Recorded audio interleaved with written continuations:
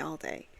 He was with his family all day, 16 eyewitnesses, multiple people. So they arrest Steven 8 hours, into the investigation, and they are still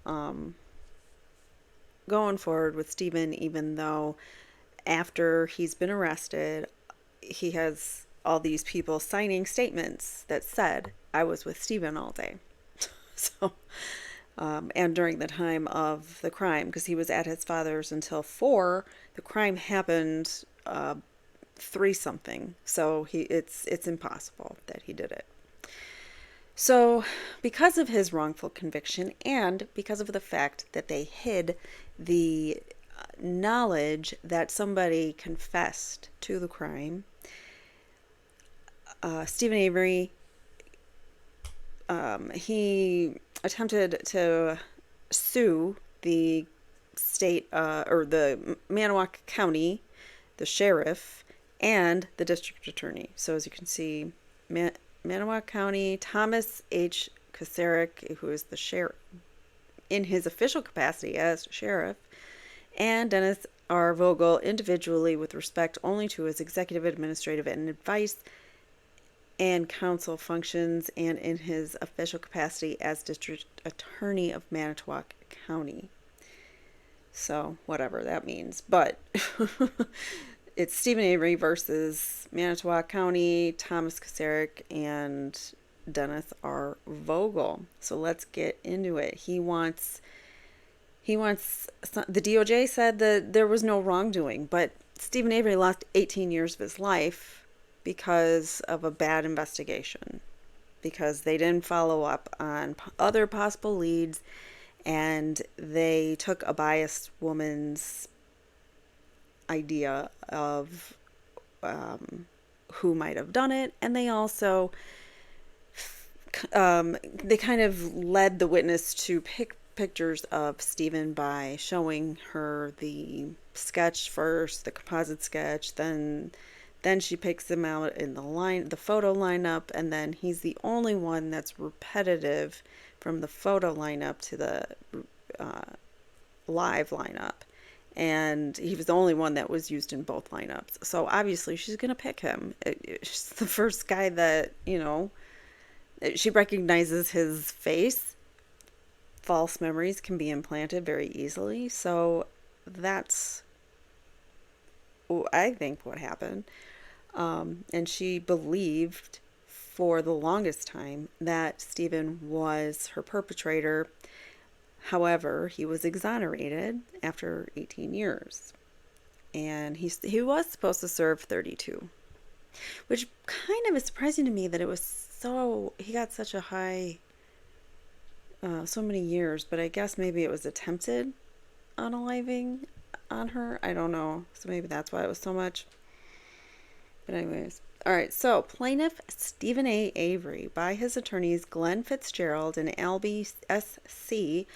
by Stephen M. Glenn and Walter F. Kelly S.C. by Walter F. Kelly states his complaint as follows. The nature of the cause.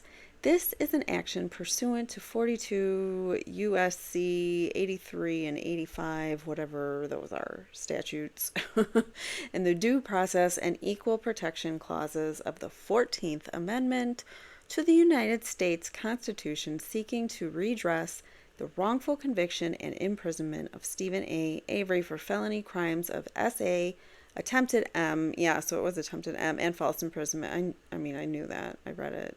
I don't know how many times, that he did not commit, but that must be why he had such a high sentence, so many years. All right, so jurisdiction is premised upon another statute. The amount in controversy exceeds $1 million and may total as much as $36 million. Parties. Steven A. Avery is a citizen of Wisconsin and of the United States who resides at whatever address. Number 4, did I skip one? No. Manitowoc County is a body, corporate, and political organized under and pursuant to the laws of Wisconsin, and its address is Manitowoc County Courthouse At all times relevant to the allegations of this complaint, Manitowoc County acted under color of law within the meaning of the statute 42, 1983, and pursuant to its official parties, customs, and usages, and the final authority of its sheriff and district attorney. So everybody. Number 5, Thomas H. Koceric is a citizen of Wisconsin and of the United States who resides in Two Rivers. At all times relevant to the allegations of this complaint, Koceric was acting, albeit unlawfully, under color of law within the meaning of 42 SC 1983. So Koceric was acting unlawfully under the color of law within the meaning of the statute and within the scope of his employment within the meaning of some other statute.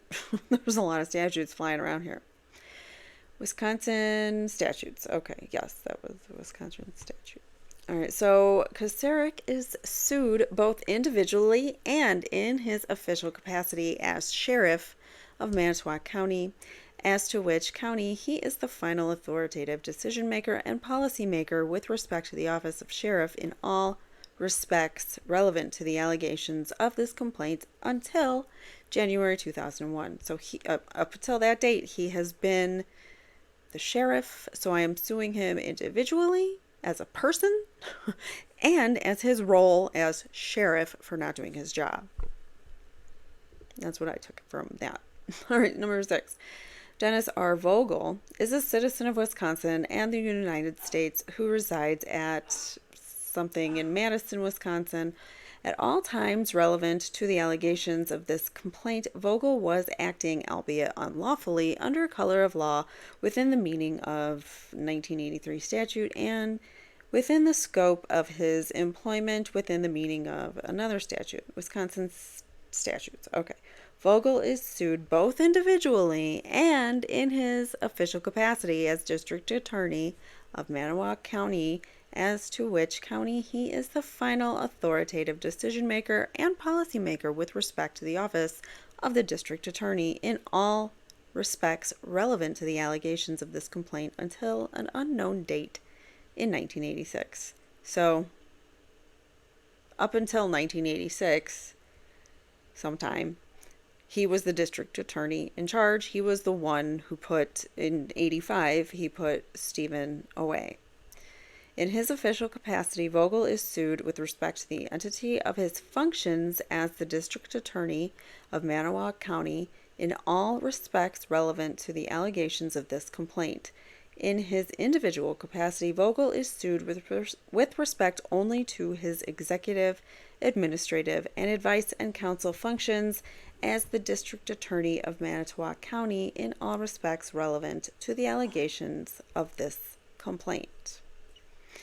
Number 7, on July 29, 1985, at approximately 4 p.m., one PB was essayed, beaten, and threatened with her life, and forcibly held against her will on a Lake Michigan beach in Manitowoc County by Gregory A. Allen. And that is conclusive by DNA that was later tested in 2003. Allen, who had at the time a long and violent record, which included SA offenses, had engaged in lewd and lascivious conduct and threatened violence against a woman on the same beach 2 years previously to his attack on PB. The prosecutor in that case was Vogel. So Vogel knew full well that there was a man out there that committed similar crimes, and yet he continued to pursue Steven Avery on nothing but hey, that sounds like Steven Avery from Judy Dvorak, the part-time deputy sheriff or whatever. All right, so number 9. During July 1985, Allen was under active daily surveillance by members of the City of Manitowoc Police Department for suspected SA behavior occurring during the first half of 1985 up to and including July 29th, 1985, the day of the incident of Penny with Penny Beernsten, who is PB.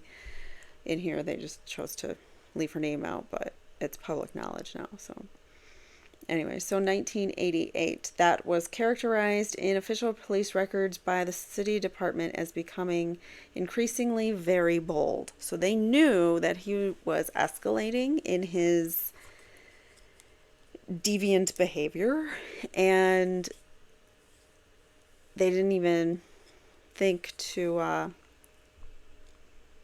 do something about it.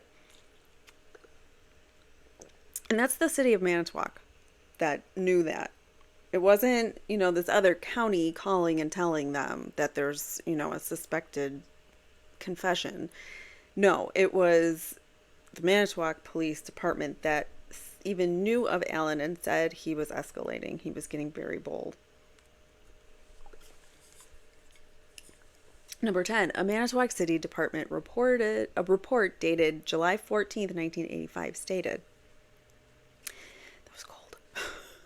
This department has compiled several complaints recently concerning prowling, window peeping, incident exposure, and SA ranging from January 1985 through July 1985.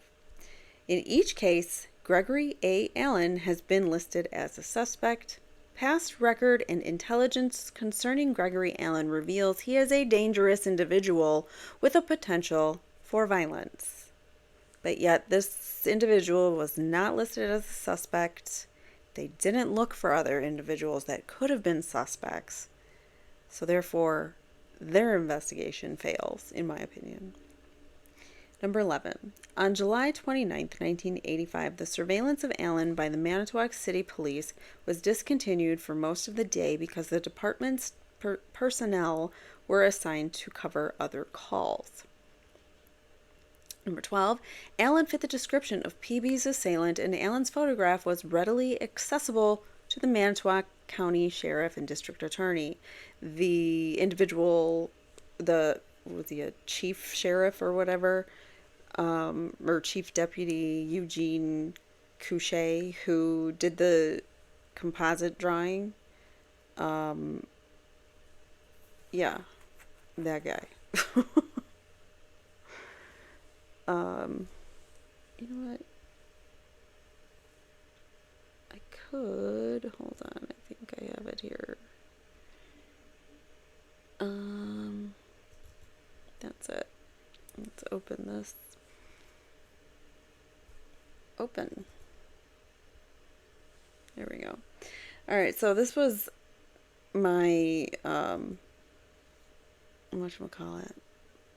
My PD, or my slides from episode 1, but I wanted to go back to, there's Judy Dvorak. Remember, she was the part-time sheriff deputy. She took the victim's statement and she thought she was there to provide comfort, remained there with the victim for hours. She was a close personal friend with Avery's, who was the Avery's longtime feuding cousin, Sandra Morris. So she's close personal friends, good, really tight, close friends. She's also a neighbor. She did not like Steven. She calls him names in her report, calling him dirty, abusive, vindictive, and capable of the crime. And she was the one that was heard saying that sounds like Steven when Penny gave her statement. And she also allegedly had the victim sign the statement, but the victim couldn't see. Her eyes were swollen. Her vision was blurry, and she couldn't read it. But she later, in a later interview, admits to feeling coerced to signing it without having read it. And the next person I was talking about was the chief deputy, Eugene Couchet. He did the sketch. He created the composite drawing, first composite drawing ever that he did. He had access to Steven's earlier mugshot, which is down here, which I think he looks very similar here. He framed it So he framed this composite sketch with Steven's earlier mugshot, which is what you see here. I cut it out, but it's in like one big frame. All of this, not him, but not Eugene, but this part. Was shown to So the composite drawing was shown to the victim before she saw the photo lineups, which put that image in her head prior to, and since I think he may have gone off of that image, although in depositions he denied it. But it's very curious how he came up with that.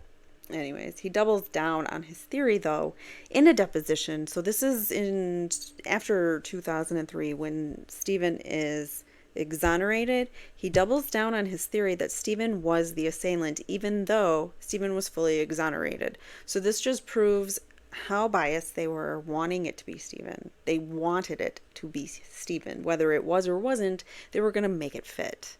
And that's all there is to it. So I wanted to give us a refresher there. So in case you didn't see the other episodes or just wanted the visual, because it helps me too. So anyways, Alan fit the description of the assailant, and Alan's photograph was readily accessible to Manitowoc. So Gregory Allen his photograph was available. So they could have used it, but they didn't. They could have used it in the lineup. They could have used it, at any point in time during their investigation, and they never did. All right, so 13, based upon the facts set forth in 7 through 12 above, Allen should have been the defendant's prime suspect in the essay of PB and not Steven Avery. 14, at the same time that PB was attacked, Steven A. Avery was on a shopping trip with his wife and children in Green Bay to buy paint for work on his family home. He could account for his whereabouts throughout the day on July 29th, 1985, and there was corroborating evidence from witnesses and documents to support his account. Like I said, there were time-stamped receipts, and so many people, in addition to just family members, but also people who worked at the family salvage yard, people who worked at the cement truck company, they went and got these statements from so many people, and so many people saw him that day and corroborated the things that Lori, his wife, was saying in her statement too, and Stephen.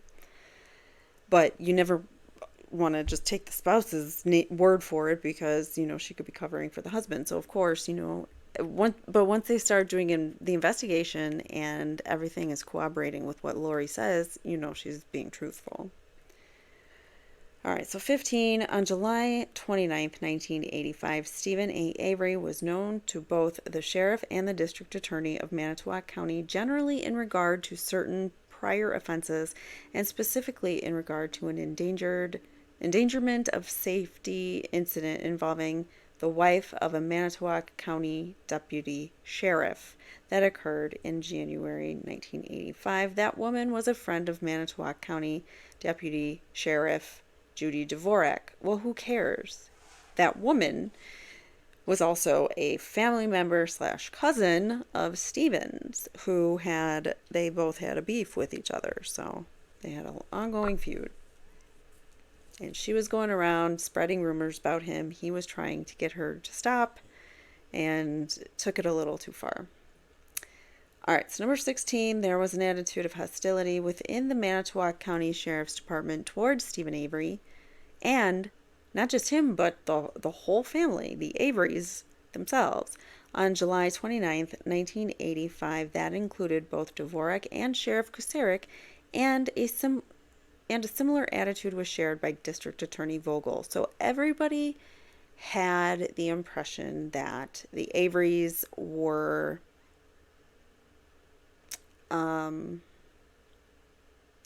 degenerates, I'll say, to be nice, like doing shifty things,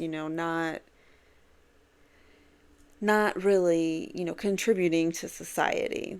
So that was kind of a shared thought process with a lot of people around there, which is strange because they had the auto salvage yard and they worked there.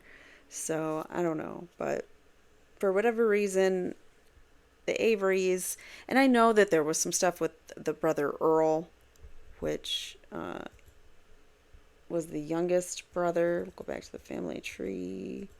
Whoops, I went the wrong way. So let's go to like 3, 4. Here. Okay, so here's the family tree, and there were definitely, I think all of the boys have records. I don't know about Barb, but I believe all 3 of these boys, the sons of Dolores and Alan, have police records. I know Earl's is a little disturbing, and we also know that there's some violent tendencies and some interesting fetishes over here on the Bobby Dassey side. So, yeah, we'll get to that in another episode, but just yeah, be aware of the reputation of the Averys. So, number 17. As a result of this hostility, neither Dvorak nor Kosarik nor Vogel possessed that objectivity that is required in law enforcement investigation of crimes such as those committed against PB by Allen. Instead, each was predisposed against Stephen Avery. 18. PB was severely traumatized by Allen's attack and was transported to Memorial Hospital in Manitowoc, where she was questioned and interviewed during the SA treatment protocol by Dvorak and Kosarik. I think, yeah, during the SA protocol, I don't know if that's the right time. I don't know, because I'm not in law enforcement. I don't know if that's the right time or not to be interviewing. I know you want to get the interview as early as possible to get the best memory, but I mean, when you're in a really, I mean, I know this is also 1985, and we know a lot more now than we did then. But when you're in such a traumatic event, your memory doesn't work correctly necessarily. You might remember things wrong, and you might block things out. You might put false memories in replace of memories that you have to make it easier to process. The brain does strange things. So, I mean, you cannot rely on someone's eyewitness testimony necessarily. When it comes to a description of their assailant, you can't take it as gold. It can't, you have to believe that there's some leeway there because of the fact that they were through a traumatic situation. Nothing, I'm not blaming the victim or anything. It's just that's how our brains work. So she might not remember things correctly. And like I said, false memories can easily be planted, especially during traumatic times. All right, so 18, PB was severely traumatized by Allen's attack, transported. Did anybody know this? Although PB's description of her attacker substantially resembled Allen, Dvorak and Kosarik identified Steven Avery as the probable offender, which immediately focused the Manitowoc crime investigation upon Avery and intended to I think that's pertinent, but it's not spelled right. Permanent? Predetermined? I don't know what that word's supposed to be. Pretermit? Tended to... Is that a word? I've never seen that word before. Have you guys? I think it's a mistake. Or maybe it's a legal word or something, some big word that legal people like to say. Oh, omit. It means to omit. Pretermit. Omit. To do or mention something. Oh, okay. So it's omitting to do or mention something. Or abandon for a time. Abandon something for a time. Okay. So that's what it is, a word. You learn something new every day. All right, so let me reread that sentence. Although PB's description of her attacker substantially resembled Allen, Dvorak and Kosarik identified Avery as a probable offender, which immediately focused the Manitowoc County crime investigation upon Steven A. Avery and tended to permit meaningful investigation of other suspects, including particularly Allen. So they omitted the possibility of other suspects, and that is very important that you look at all suspects when investigating a crime.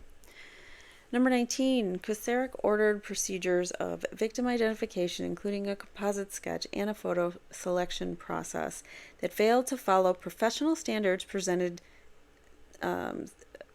Stephen A. Avery as a suspect and excluded Allen from the selection process.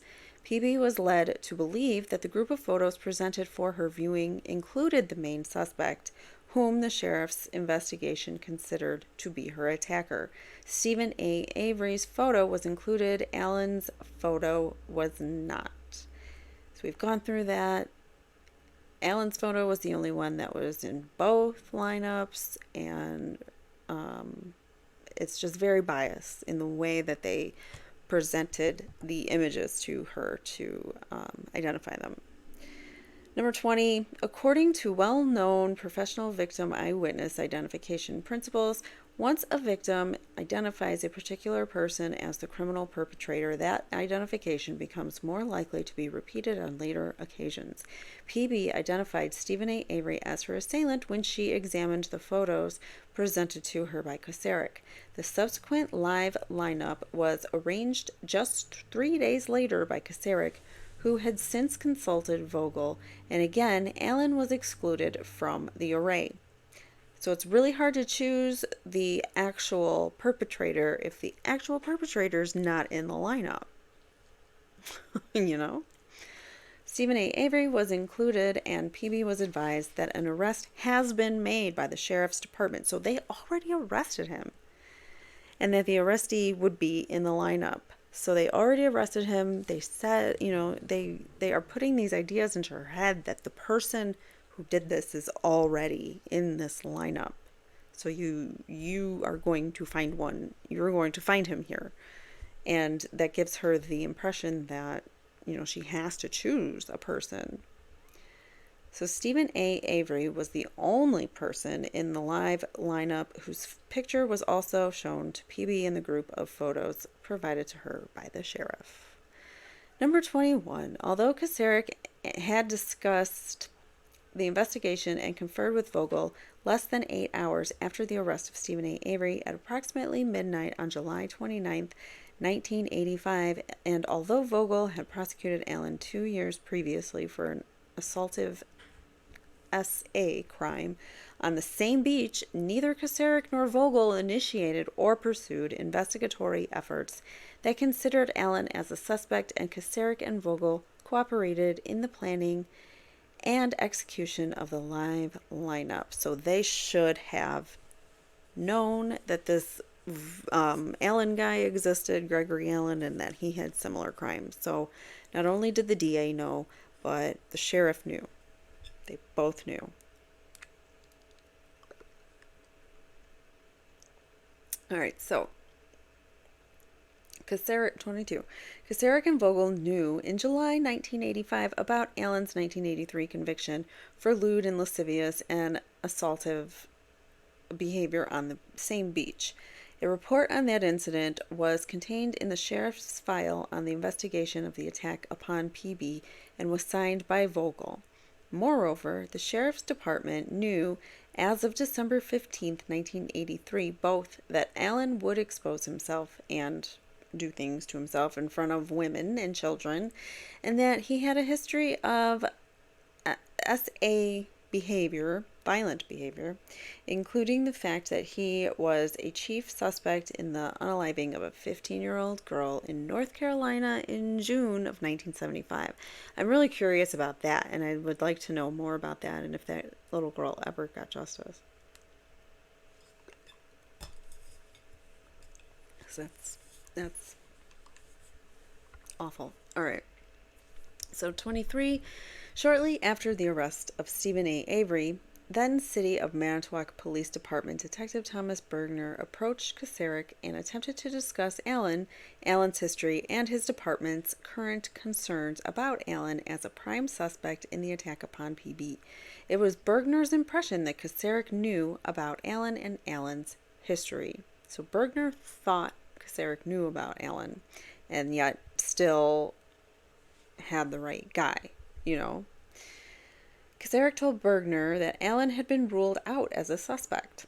That statement is irreconcilably inconsistent with Kasarik's repeated denials following the events, stated in 44 that he had no knowledge of Allen in August 1985 and thereafter until September 10th, 2003. So Kasarik is saying he had no knowledge of Allen until 2003, which is a lie, I think. All right, number 24. Pursuant to his official policy, custom, and usage in 1985, Kasarik made no memorandum or other writing for the PB investigatory file that recorded the contents of the information provided to him by Bergner. Number 25. Further, pursuant to his official policy, custom, and usage in 1985, Kasarik made no request interjurisdictionally. It's a long word. All right, so he made no request, that thing, of the City of Manitowoc Police Department, whether before or after his conversation with Bergner, for information concerning Allen. So Kasarik didn't request any information for Allen. All right, so 26, Bergner believed that Allen would have been investigated as a prime suspect in the assault upon PB because he was a suspect in other SAs at the same time period, including an attempted SA on July 14th, 1985 in Manitowoc. Troubled by Kasarik's disinterest in pursuing Allen as a suspect, particularly in view of the then current alarm by City of Manitowoc officers that Allen was accelerating his proclivities, Bergner contacted PB. Number 27, PB herself was concerned at the time, a concern she communicated to the sheriff, that she was receiving harassing phone calls in an explicit nature shortly after she entered her home, causing her to feel that she was being watched. PB contacted Kasarik and told him of Bergner's information. She was alarmed that her assailant might still be at large and stalking her, and behavior that was consistent with Allen's history. So Allen has a history of stalking. He had a history of peeping, I can't remember the other words. But yes, he had a history of prowling. That was the word, prowling. All right, so number 28, Kasarik did not tell PB of Allen's existence, history, or surveillance. He did not tell her of Bergner's alarm or the city's department points concern. Should I read this? I don't know.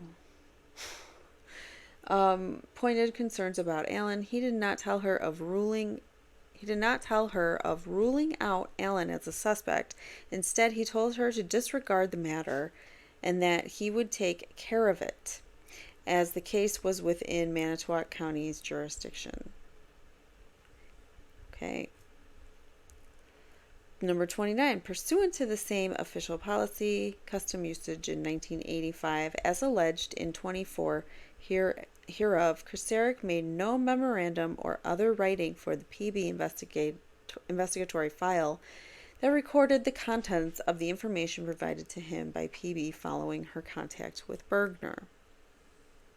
Number Number 30, the captain of detectives and other members of the sheriff's department in 1985 expressed their beliefs to the sheriff that the investigation focused too quickly and specifically upon Steven Avery and to the exclusion of other suspects, including a man known for committing crimes, SA crimes, like the one that who matched PB's description, who was seen in the area where PB's SA took place at the time that it occurred. Kaseric would allow his investigatory personnel no further investigatory pursuit of suspects other than Avery and no pursuit of Allen. Again, the investigation was narrowly focused on Avery the entire time, ever since Judy said, "That sounds like Avery." That's when the investigation turned to him and no one else.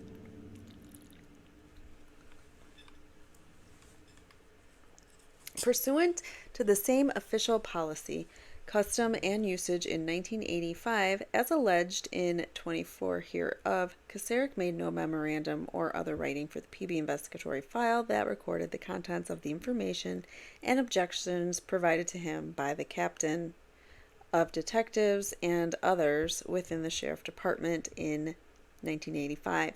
Number 32, upon information and belief, Kaseric told Vogel about Bergner's information concerning Allen, PB's ensuing phone call, and further information and the information and objections of his investigatory personnel. Number 33, upon information and belief, pursuant to his official policy, custom, and usage in 1985, Vogel made no memorandum or other writing for the PB prosecutorial or investigatory file in the district attorney's office concerning the information provided to him by Kaseric about Bergner, PB's concerns, and the information and objections in Kaseric's investigatory personnel. Number 34. Further pursuant to his official policy, custom, and usage in 1985, Vogel made no request of the City of Manitowoc Police Department for information concerning Allen. So, yeah, they didn't make a request for his information. So, we know that they never looked into him. They never looked into Gregory Allen, even though he had a history. 35. At the time of the investigation and prosecution of the attack upon PB, Vogel knew that members of his office staff believed an objective, reasoned grounds that Steven A. Avery was not the person who attacked PB and that Allen was the person who attacked PB. Upon information and belief, Vogel discussed the views of some members of his staff with Kaseric. Number 36. Pursuant to his official policy, custom, and usage in 1985, Vogel made no memorandum or other writing for the PB prosecutorial or investigatory file in the district attorney's office of either the views of his staff members as set forth in 35 hereof, or of his discussions with Kaseric of those views. All right, so number 37, had Kaseric and or Vogel reviewed police reports from the Manitowoc Police Department on or after the 29th, the following information would have been specified, adding to the likelihood of Allen as a prime suspect in the assault upon PB. A. Allen had been convicted of an aggravated offense as a juvenile. B. According to a police report from the Two Rivers Police Department, on August 2nd, 1983, Allen came up over some sand dunes on the same beach on which PB was assaulted, only some distance south of that point, and began walking behind a woman. He then pulled his shorts halfway down and began doing things to himself. He then lunged at her, but the woman was able to escape. C. Following that incident, if that's not enough, Allen contacted the woman twice at her home and asked her to drop charges. So she charged him, I guess, or they arrested him for it, so he wanted the charges dropped. The victim had moved to Green Bay for school and did not know how Allen knew this and how he knew her phone number. Allen also contacted the victim's mother 5 days after the offense and asked to talk to Sue, which was the victim's name. So that is creepy. D. Allen had been convicted on February 2nd, 1984, for disorderly conduct in the city of Two Rivers. E. On June 13th, 1984, Allen was the suspect in a prowler case in which he attempted to gain entry into a woman's residence in Manitowoc after following her 16-year-old daughter and her daughter's friend to that residence. Gross. F. Allen was suspected of prowling on January 25th, 1985 and February 2nd, 1985 in Manitowoc, involving walking into people's yards and up to their garages and homes. Gee. This is crazy. On January 26, 1985, Allen was the suspect in an investigation in which a woman told Manitowoc police that at 6:30 a.m. she saw a male subject wearing a ski mask between her yard and neighbor's yard, and that the suspect had taken a brick and moved it to the other side of the yard or fence in order to stand on it and see into the neighbor's windows, and that the neighbor had a high school age daughter. H. On June 26, 1985, just 1 month prior to PB's assault, Allen was suspected of going to a woman's front door at 2:30 a.m. and exposing himself wearing a red t-shirt wrapped around his head. The victim could see the man's eyes, nose, and mouth. She found out later that her kitchen window had been removed. Also, a bedroom window on the north side of the house had 12 Phillips screws removed from it. Allen was stopped on his motorcycle a short distance away wearing a red t-shirt. Allen matched the description except that he had a mustache. He was arrested for the traffic violation and for being a suspect in a vehicle entry the same day, so he was stealing out of vehicles or something, in which the vehicle owner had 2 daughters. Allen had 2 Phillips screwdrivers in his possession. Despite this evidence, Allen was not charged for this incident. Alright, so on January 14th, 1985, just 2 weeks prior to PB's assault, Allen was suspected of breaking into a man's home at 3:28 a.m. and attempting to assault his daughter. The daughter awoke to find a man straddling her, sitting on her thighs and fondling her chest. This is so disgusting. The man then placed a knife to the girl's throat, saying she should take off her clothes or he would end her life. He was nude and had a bathing suit wrapped around his head, covering his entire face and hair. The victim stated she had her period and not to hurt her.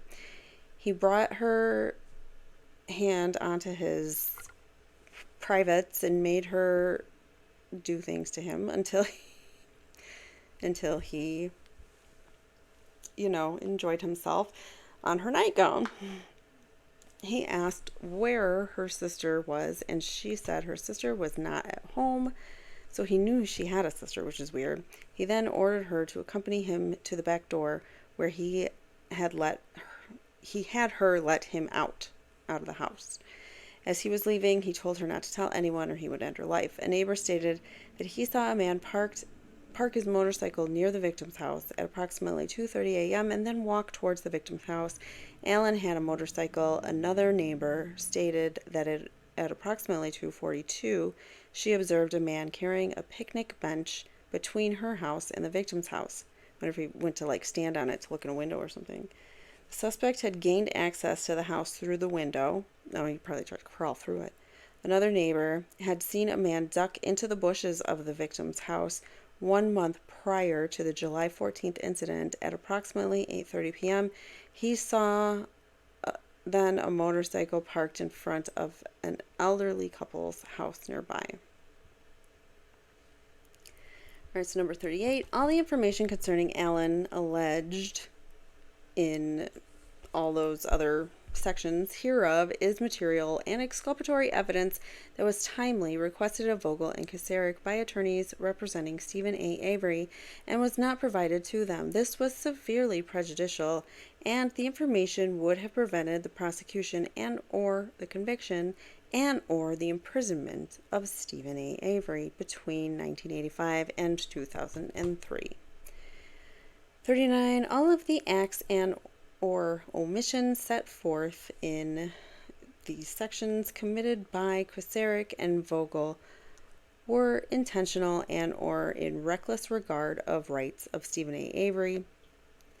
Number 40, the differential treatment of Steven A. Avery and Allen as possible suspects in the attack on PB was without rational basis and was premised upon personal hostility towards Steven A. Avery.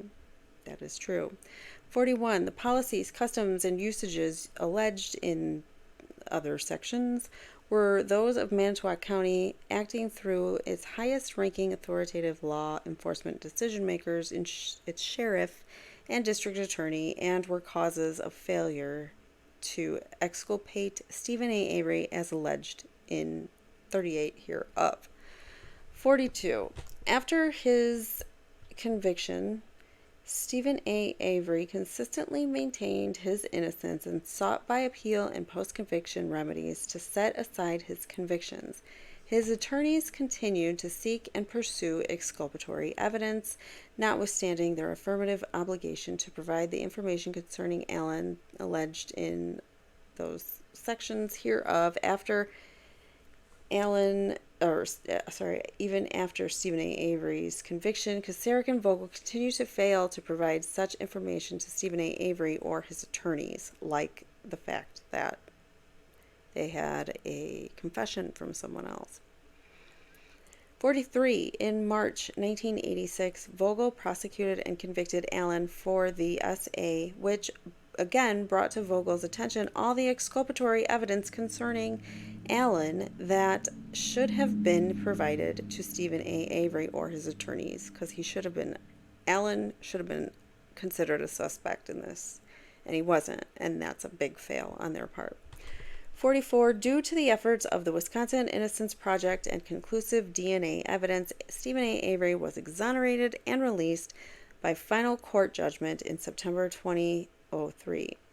The same DNA evidence conclusively implicated Allen, who had committed further violent SA crimes between 1986 and 1995 in the assault, beating, and attempted of PB. So the first cause of action, 45, the actions and omissions of the defendants, Kosarik and or Vogel, and Manitowoc County in targeting Steven A. Avery and failing to investigate Allen as alleged in other paragraphs hereof, deprived Steven A. Avery of due process of law so comprehensively as to, quote, shock the conscience in violation of the Due Process Clause of the 14th Amendment to the United States Constitution.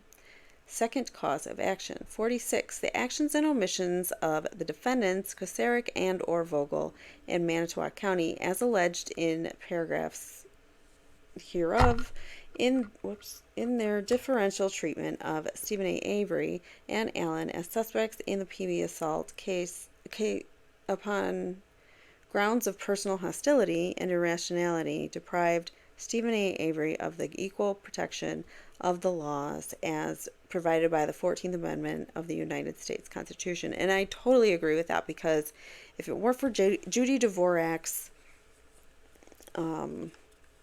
bias against the Avery family, if it weren't for her dislike for Steven, then she never would have said that. And it is based on hostility and irrationality.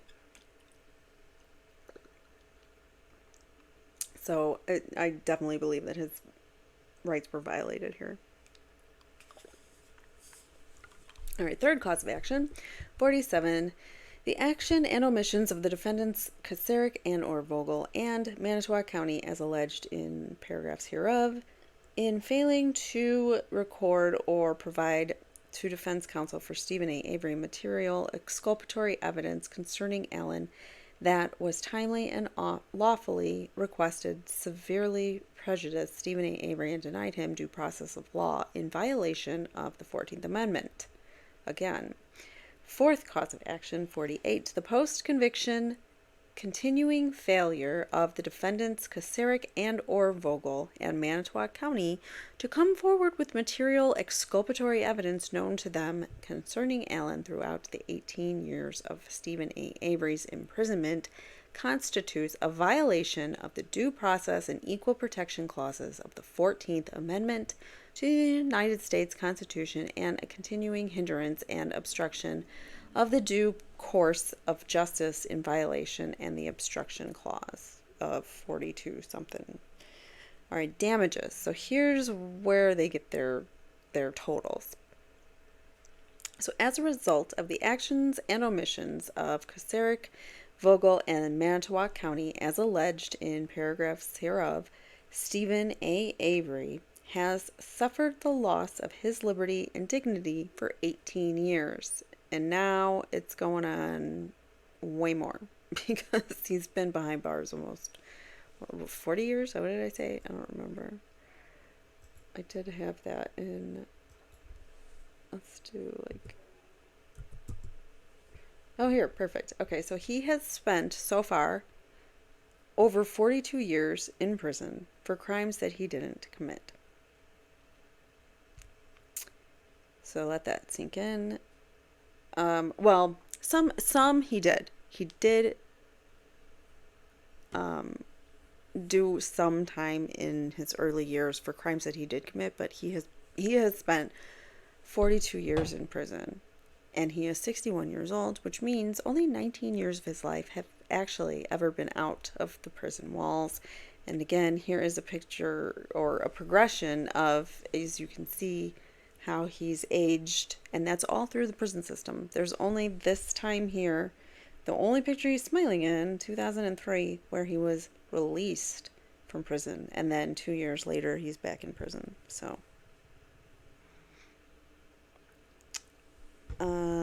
let's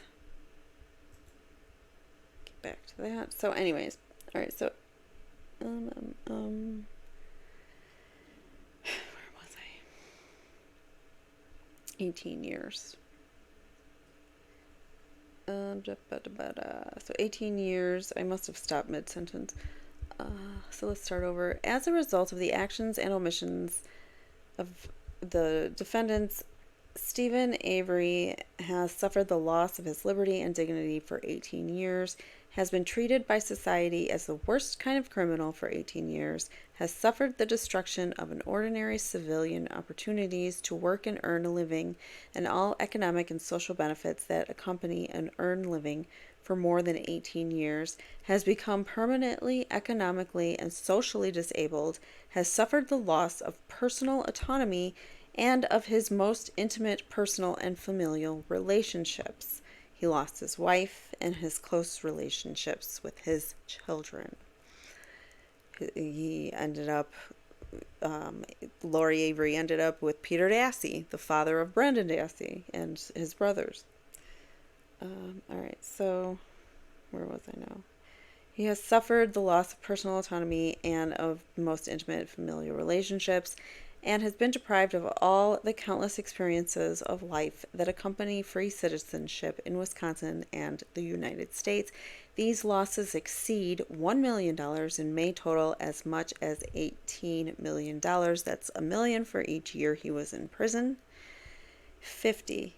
The actions and omissions of the defendants, Kasarek and Vogel, as alleged in paragraphs hereof, are intentional and or in reckless disregard of the rights of Steven A. Avery. I think he should have put Judy Dvorak on here too, but I don't know if that would have gone anywhere either, but still.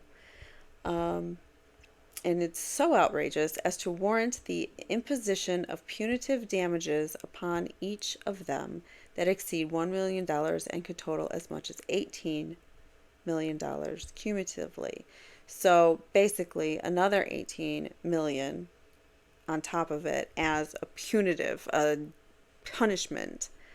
Like, you owe us $18 million because all the things that I can never get back in my life, but then you also owe us another $18 million because you should be punished for the actions that you did, and you should never do them again to someone else. So here, that's what the punitive damages or a punitive fine would be.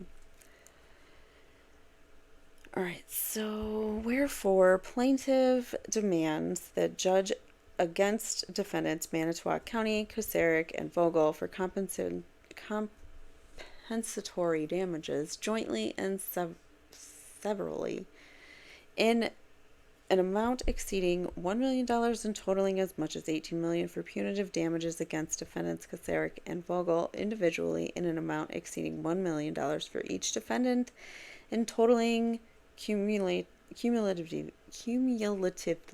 as much as $18 million for indemnification to the benefit of Steven A. Avery over against Manitowoc County of all damages assessed against defendants Kosaric and Vogel, pursuant to Wisconsin statutes, for all costs and reasonable attorney's fees, and for such other and further relief, equitable or legal, as this court may deem proper and just. So that is the lawsuit, the civil suit that Steven Avery filed against individuals of Manitowoc County and Manitowoc County itself. So that was, when was that filed? 10/12/04? Was that when? It looks like that's when this was filed. 10/12/04 is the date of this particular, yeah, that's the date of this filing. And we know then that in 2005, which we will get into in our next episode, Teresa Halbach goes missing, and eventually some of her remains are found on the Avery, some on the Avery property, some on Manitowoc County property. But anyways, we'll get into that in later episodes. And anyways, we'll talk about all of that good stuff later. I mean, not that it's good, but all of that stuff later.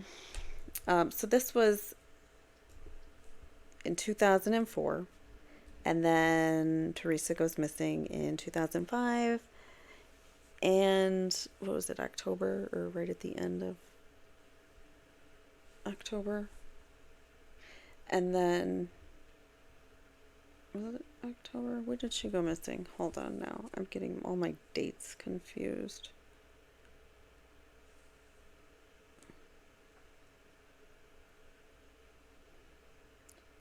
Teresa Halbach missing.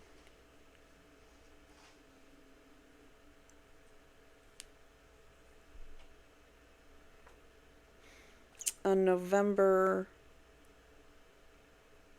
3rd. Okay, so yeah, October 31st was the date, right?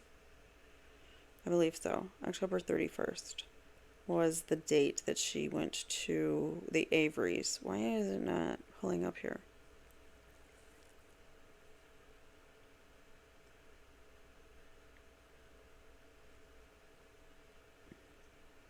October 31st, 2005. Yes, okay. You have to be so specific sometimes with Google.